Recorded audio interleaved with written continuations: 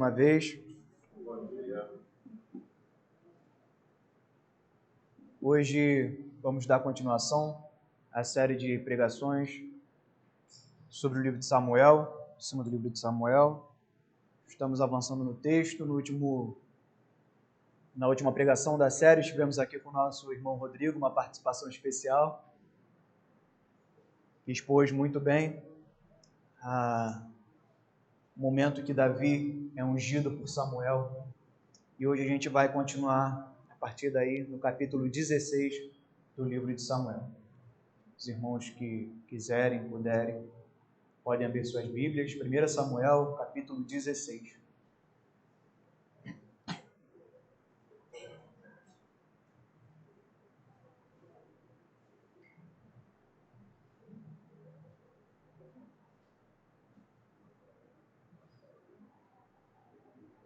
Todos apostos.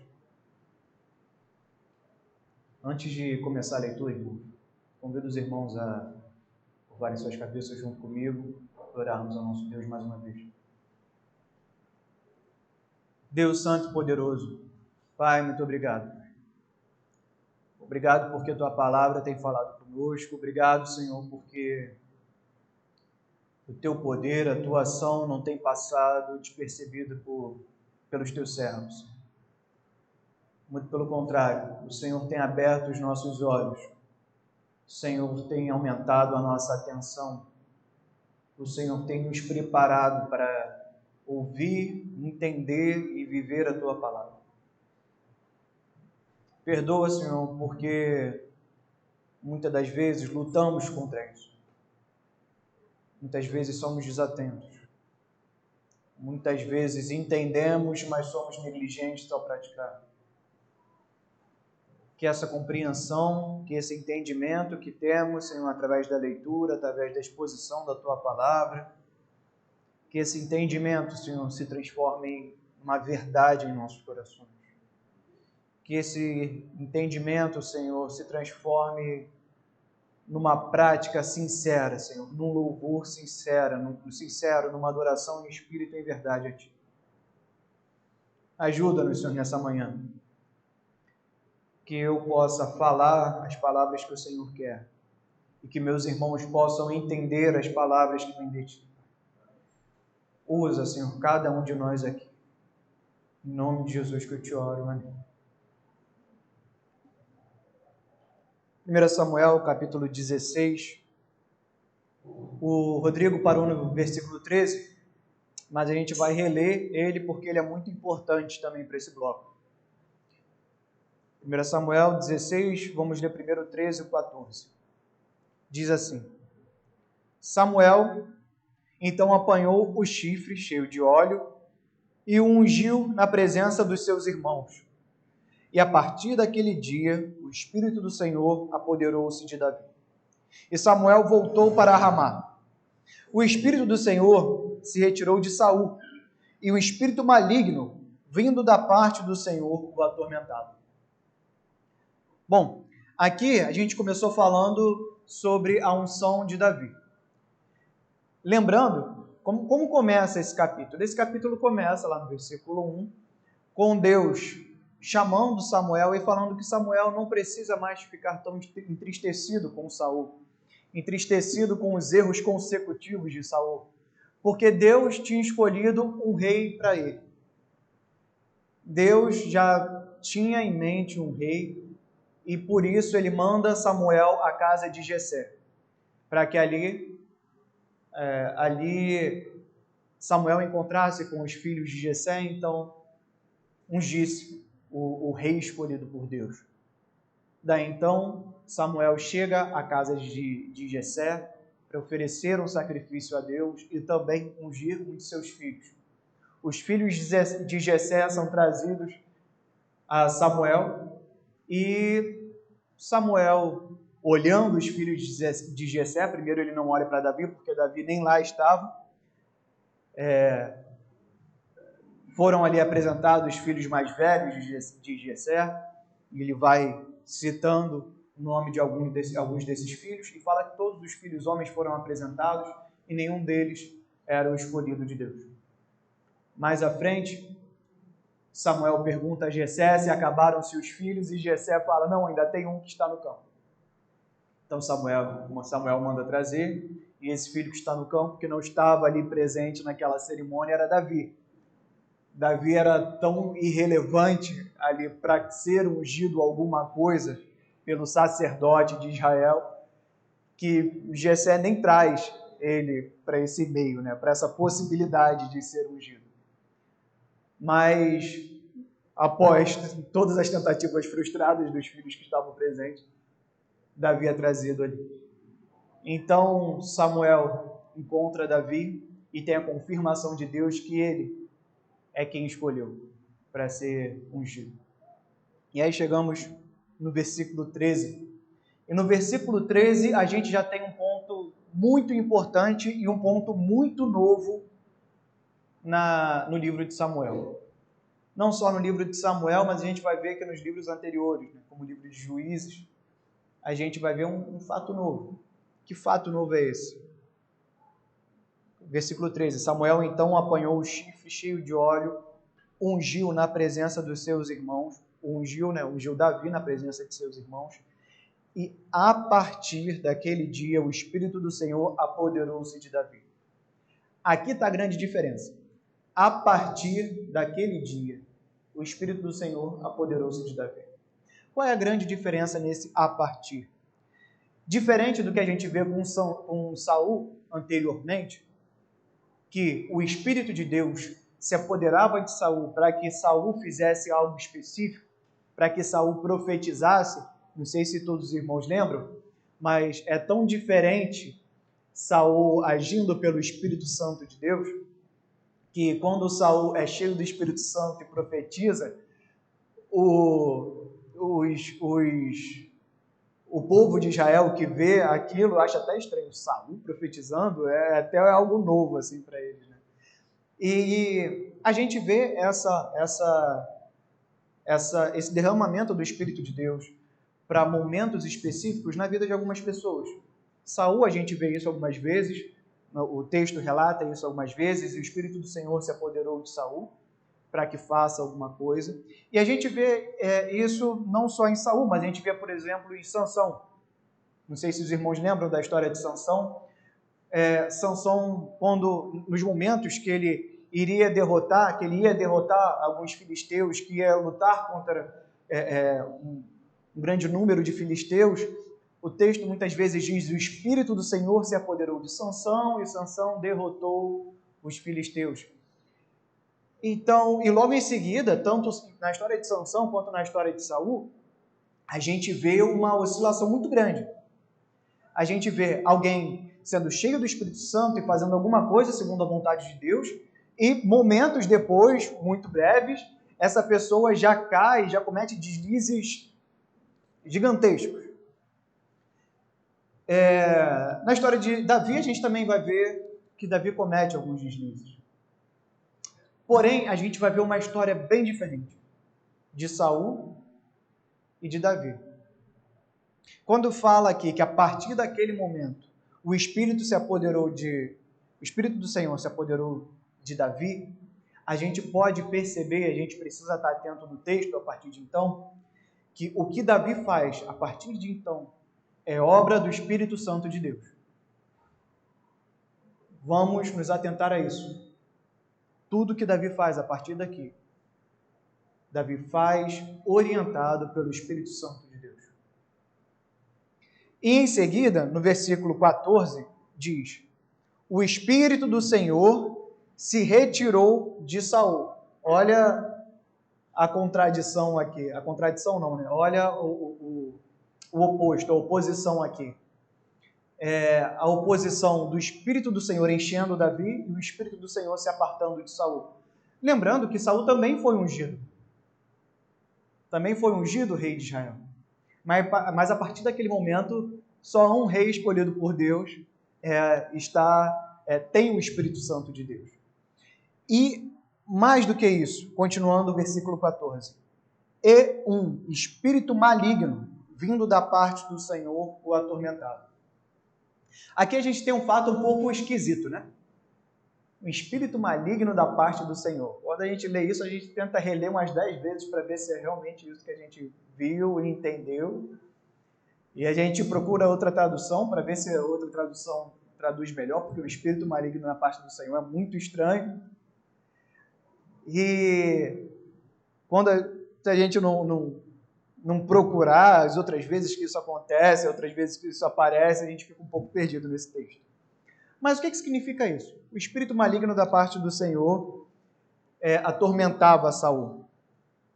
Esse espírito maligno, a gente entende ele como um espírito de juízo da parte de Deus. Um espírito realmente para atormentar Saul.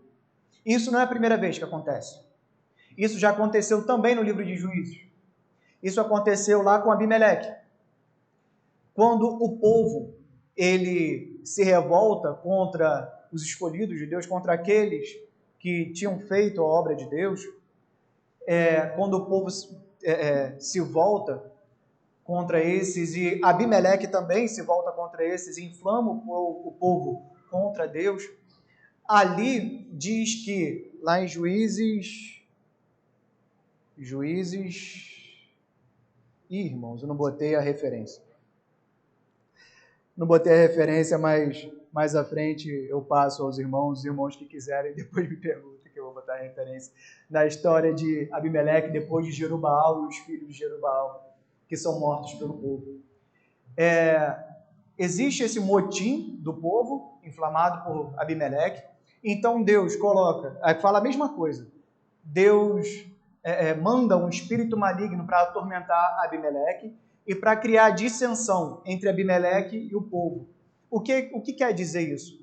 Que Deus criou uma perturbação proposital entre Abimeleque e o povo para que todos esses recebessem o juízo de Deus, para que eles tivessem uma resposta do mau procedimento deles.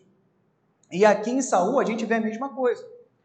Saul tem uma punição, uma resposta do seu mau procedimento, e mais do que isso, ele, quando é cheio de um espírito de juízo, um espírito de tormento, a palavra aqui para maligno é uma palavra que significa adversidade, aflição, mal, calamidade, desprazer, angústia.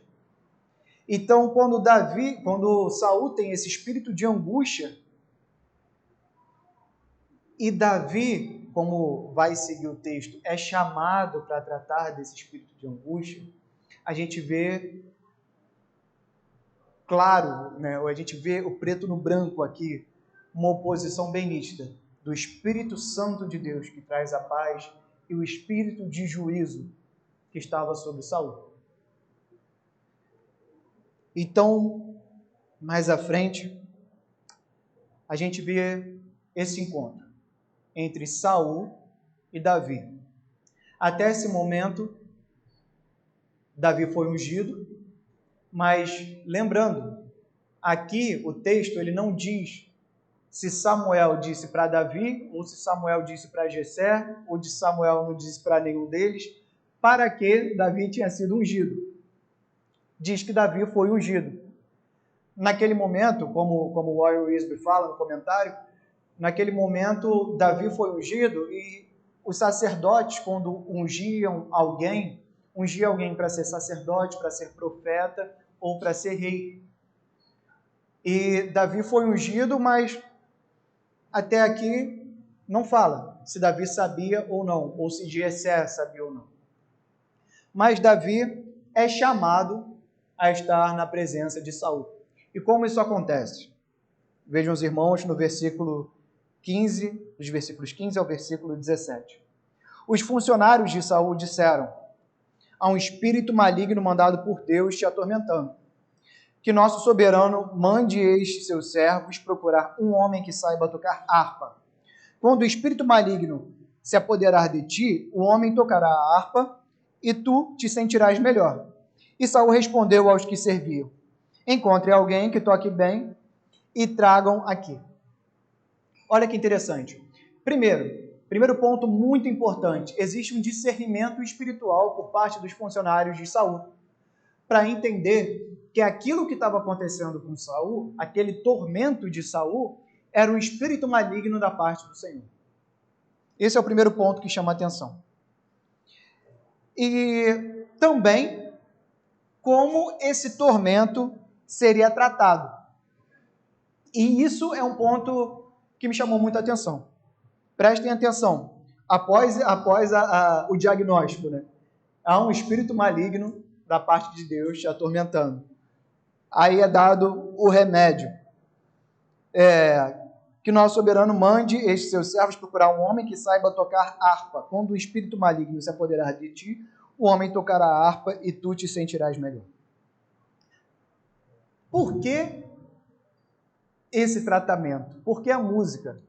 E mais especificamente, por que a harpa? É estranho, né? Poderia ser uma palavra dada pelo sacerdote, por Samuel. Poderia ter várias formas. Alguém chegasse e pedisse a Deus pela vida de Saul. Mas por que esse espírito maligno foi tratado dessa forma? Que alguém que saiba tocar a harpa, toque essa música, toque uma canção, toque a harpa, e o espírito se aparte de Saul. Por que essa escolha? Agora a parte mais interessante. O texto não dá a resposta por que dessa escolha. A única resposta que nós temos é providência de Deus.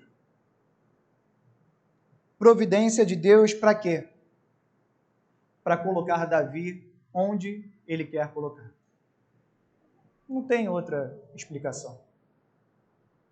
Aqui haveria 1000 possibilidades. Mas aprove Deus que fosse essa.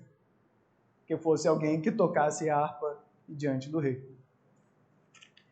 Mais à frente, olha a coincidência, entre muitas aspas. Um dos funcionários respondeu: conheço um dos filhos de Jessé em Belém, versículo 18, que sabe tocar harpa. É um guerreiro valente, sabe falar bem, tem boa aparência, e o Senhor está com ele. Então Saul mandou mensageiros a Jessé com a seguinte mensagem: envie-me seu filho Davi, que cuida das ovelhas. Jessé apanhou um jumento e carregou de pães, uma vasilha de couro cheia de vinho e um cabrito, e o enviou a Saul por meio de Davi, seu filho. Um funcionário lembrou: tem um filho de Jessé que sabe tocar harpa. Ele fala bem, ele é um guerreiro valente, ele tem boa aparência, e o Senhor está com ele. A gente não sabe aqui quanto tempo se passou desde a unção de Davi até esse momento. Mas o que a gente sabe é que, para quem convivia com Davi, quem tinha contato com Davi, sabia que o Senhor estava com ele. Sabia que existia nele algo diferente. E isso, junto à boa coincidência da harpa, de saber tocar harpa, trouxe Davi à presença de Saul. Nesse momento,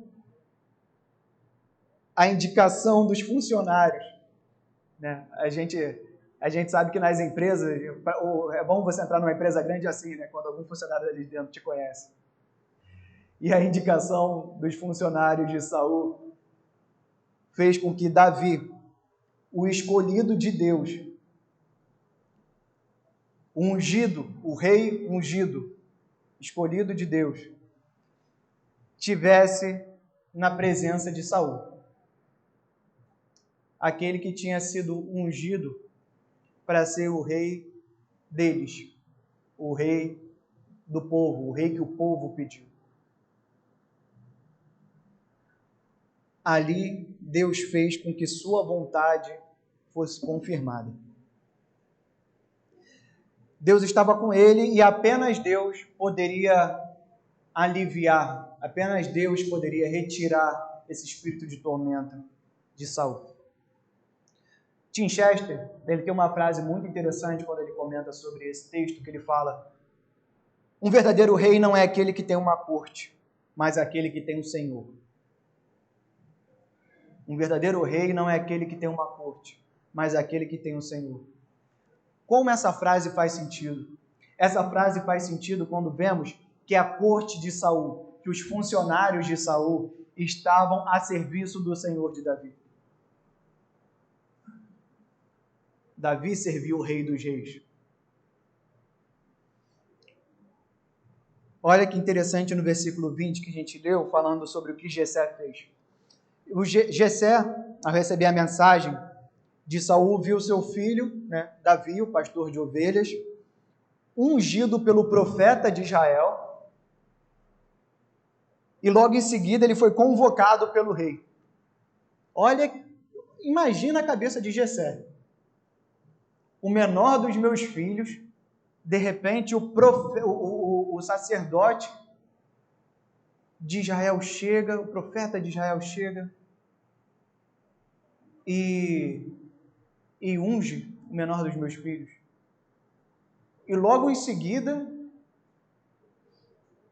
o rei convoca o meu filho. E como o texto não diz se Jessé sabia para que era aquela unção, acredito eu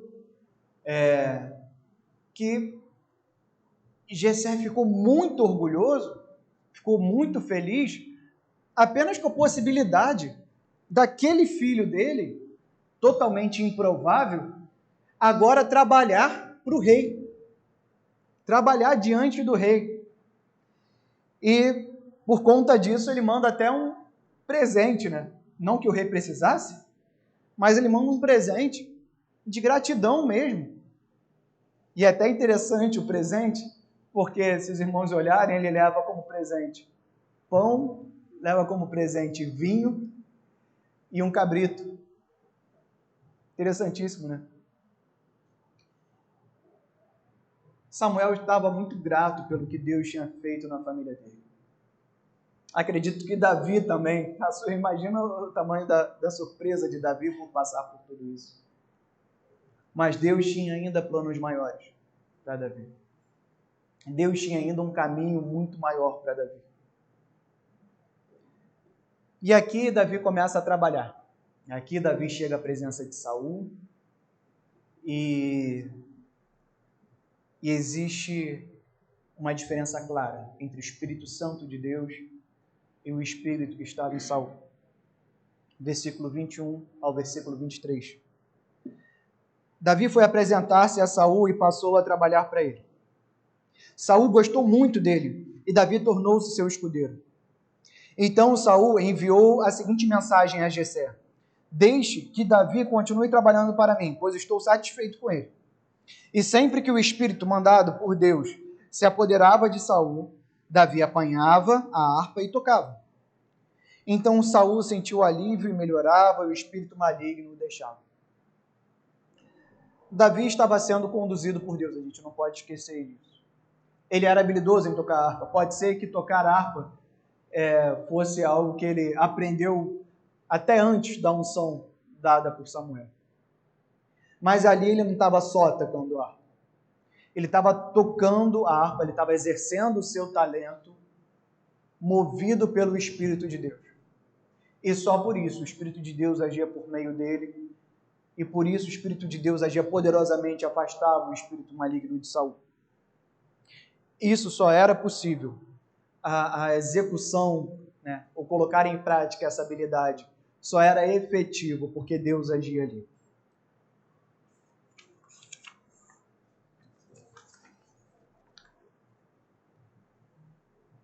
Existe um contraste claro, como eu já disse, entre o Deus que, como diz lá no versículo 1, entre o rei, que Deus fala lá no versículo 1, que Deus escolheu para ele, e como diz lá no capítulo 12, versículo 13, o rei que eu escolhi para eles.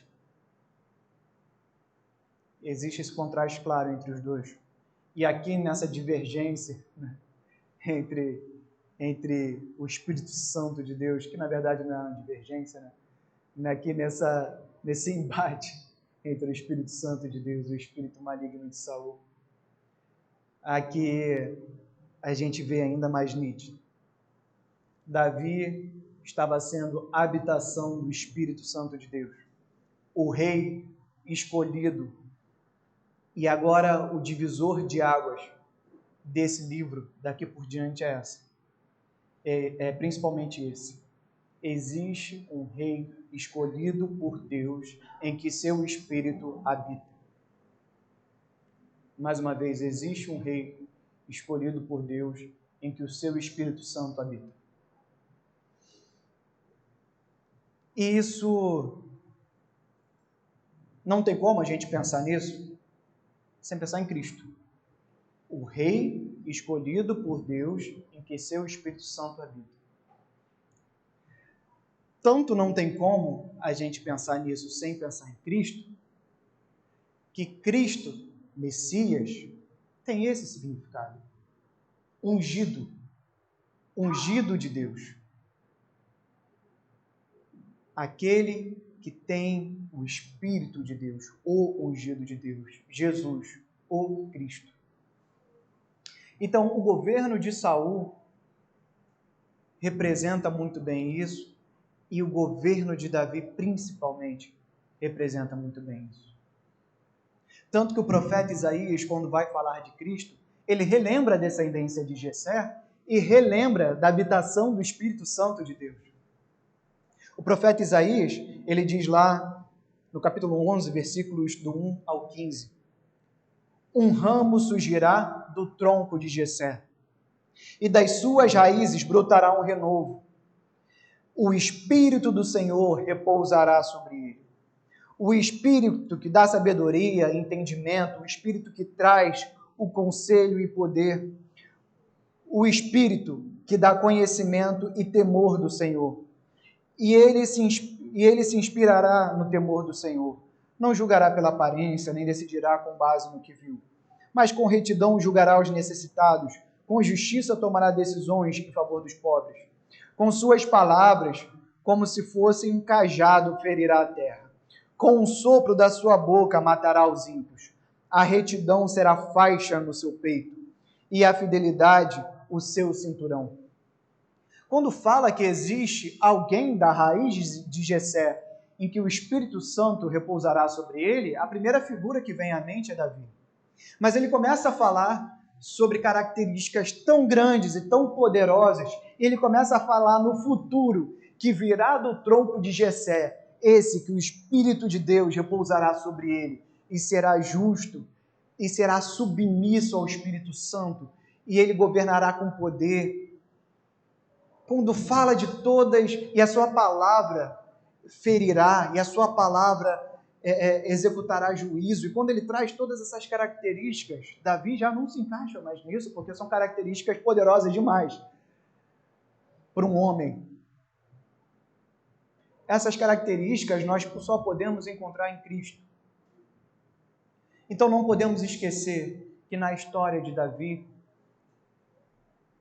o principal figura, a figura de poder, no meio da história de dois reis, de Saul e de Davi, a figura de poder nessa história é o Espírito Santo de Deus. A principal figura em toda essa história não é o atormentado Saul, não é Davi que toca bem harpa, que fala bem, que é um homem valente, que tem boa aparência. Não, nenhum deles. É o Espírito Santo de Deus. Aqui, o próprio Cristo, quando fala de si mesmo, ele confirma essas palavras de Isaías. Lá em Lucas capítulo 4, nos versículos do 4 ao versículo 21, Jesus, falando de si mesmo, ele diz assim, antes disso, ele chegando na Galiléia, é importante, no versículo 14, ele já começa assim, Jesus voltou para Galiléia no poder do Espírito, e por toda aquela região se espalhou sua fama. Ensinava nas sinagogas e todos o elogiavam. E foi a Nazaré, onde havia sido criado. E no dia de sábado entrou na sinagoga. como era seu costume, e levantou-se para ler. Foi-lhe entregue o livro do profeta Isaías. Abriu e encontrou o lugar onde estava escrito: O Espírito do Senhor está sobre mim, porque ele me ungiu para pregar boas novas aos pobres e me enviou para proclamar liberdade aos presos e recuperação da vista aos cegos, para libertar os oprimidos e proclamar o ano da graça do Senhor. Então ele fechou o livro, devolveu ao assistente e assentou-se. Na sinagoga, todos tinham os olhos fitos nele, e ele começou a dizer-lhes: Hoje se cumpriu a escritura que vocês acabaram de ouvir. Jesus disse isso. Hoje se cumpriu a escritura que vocês acabaram de ouvir. O Espírito do Senhor está sobre mim.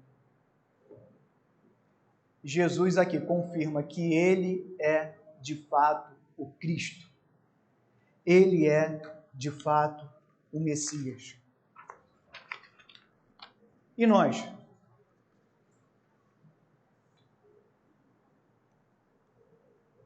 O Espírito de Deus também habita em nós, nós que somos filhos de Deus. A principal pessoa desse texto que nós lemos lá em Davi, lá em 1 Samuel, sobre Davi, sobre Saul, o Espírito Santo de Deus, a terceira pessoa da Trindade, habita em nós. Como o Sidney costuma dizer, esse é um mistério muito grande, eu não consigo entender como que um Deus tão grande pode habitar em nós. Irmãos,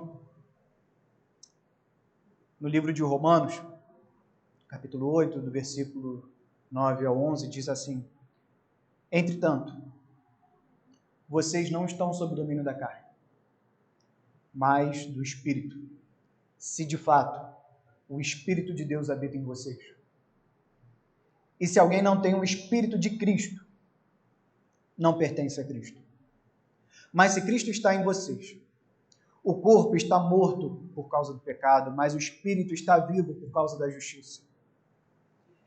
E se o Espírito daquele que ressuscitou Jesus dentre os mortos habita em vocês, aquele que ressuscitou a Cristo dentre os mortos também dará vida aos seus corpos mortais, por meio de seu Espírito, que habita em vocês. Olha só, irmãos, o que esse texto diz. Olha só, três trechos pequenos disso que a gente leu. O Espírito de Deus. Mais à frente, o Espírito de Cristo. E ele fecha com o Espírito que habita em vocês. O Espírito de um Deus Santo habita em nós, pecadores, pequenos, falhos, constantemente falhos. A gente precisa entender o valor disso.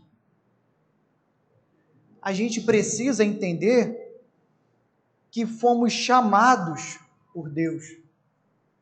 A gente precisa entender que Cristo é o ungido de Deus, que Jesus é o ungido de Deus, o Cristo, o Messias. Mas sobre nós, foi derramado o Espírito Santo de Deus. Não que a gente deva substituí-lo, não, mas que nós precisamos representá-lo, por isso somos chamados cristãos. Porque recebemos esse chamado, recebemos essa unção. Que grande responsabilidade, que responsabilidade é essa que temos nas nossas mãos? Que responsabilidade é essa que temos para exercer todas as nossas habilidades no reino de Deus? E podemos aplicar muito facilmente isso, esse texto à nossa realidade. Se temos o Espírito de Deus, e se temos alguma habilidade, se temos alguma possibilidade, se Deus nos tem colocado em algum lugar, Deus tem um plano para as nossas vidas, no sentido de precisamos fazer a sua obra. Quando a gente fala que Deus tem um plano nas nossas vidas, não é para que a gente tenha uma vitória talvez financeira, uma vitória talvez sobre algum problema específico, emocional ou familiar ou qualquer coisa desse tipo. Deus também pode dar essas vitórias. Deus também tem poder sobre essas coisas. Mas acima de todas essas coisas, Deus nos dotou do seu Santo Espírito, nos deu o seu Santo Espírito. Em cada lugar que a gente não está por acaso. Parecia completamente por acaso o fato de Davi ser chamado para tocar a harpa diante do rei. Parecia completamente improvável e parecia um chamado qualquer. Então está com um problema? Vamos resolver isso com alguém que toca harpa. Eu conheço um cara que toca harpa. Chama Davi. Caramba, Davi parou aqui como, né? Não tem como, não tem esse como, não tem essa dúvida. Deus guia os caminhos. Deus abre os seus caminhos. Deus te coloca no lugar que Ele quer te colocar. Não porque você é um gigante por si só, mas que o poderoso Espírito de Deus está em você, assim como Davi pequeno, assim como Davi de um lugar pequeno, e te faz alguém importante pelo poder do seu Santo Espírito na obra de Deus. Deus te capacitou para isso. E você precisa se dedicar a isso. E eu preciso me dedicar a isso. É tão difícil quando somos chamados a fazer algo que nós achamos que somos incapazes. Por exemplo, eu estou aqui falando para vocês. Então, como eu estou aqui falando para vocês, aí eu começo a me perguntar se eu tenho habilidade para isso. Eu sei falar em público? Não sei, eu tenho habilidade para isso? Mas perceba que essa não é a questão. Essa não é a principal questão. A principal questão é, por algum motivo que não é um acaso, eu estou aqui falando para os irmãos. Eu estou aqui lendo a palavra de Deus para os irmãos. Então, irmãos, eu confio piamente que, apesar das minhas limitações, Deus pode agir através de alguém tão pequeno quanto eu. Eu estou dando o exemplo de agora. Mas os irmãos muitas vezes vão ser colocados, e eu acredito que essa semana, muitas vezes também vou ser colocado em situações em que eu preciso servir a Deus naquela situação. Eu preciso agir pelo Espírito Santo de Deus naquela situação. E muitas vezes eu vou me questionar se eu tenho habilidade.